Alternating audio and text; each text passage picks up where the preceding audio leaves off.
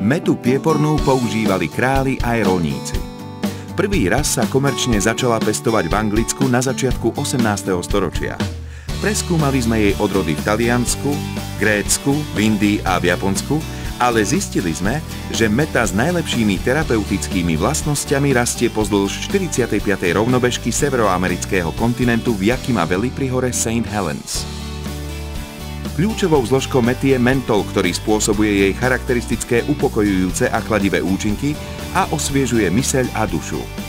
Rodina Labijovcov pestuje mätu a vyrába mätový olej už celé 10 ročia.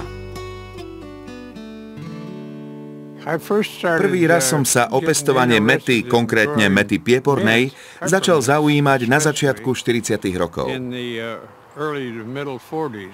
Mäte sa v tejto oblasti darí.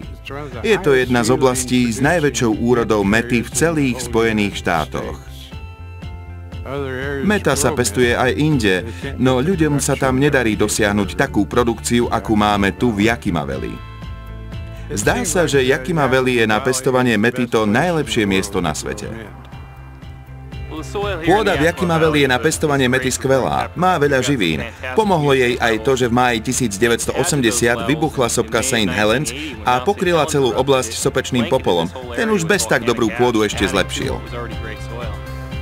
Vysoký obsah sopečného popola nie je jediný faktor, ktorý z amerického severozápadu robí vynikajúce miesto na pestovanie mäty piepornej.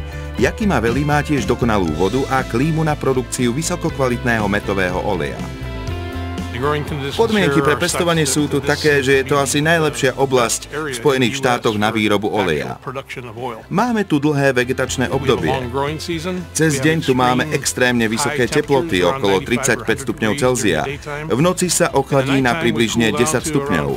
Zdá sa, že mäta má rada extrémne denné horúčavy a studené noci tohto takmer púštneho podnebia. Našu mätu z časti robí výnimočnou aj zdroj vody. Sme vysoko v horách, kde sa práve roztopil sneh. Táto voda putuje údolím Yakima, ktoré je vďaka nej úrodné na mätu, ovocné stromy a mnohé ďalšie rastliny, ktorým sa v tejto časti sveta darí. Pri našom hľadaní tej najlepšej mäty sme zistili, že sa nič nevyrovná tomu, čo rastie na americkom severozápade. Peppermint. Esenciálne oleje Forever.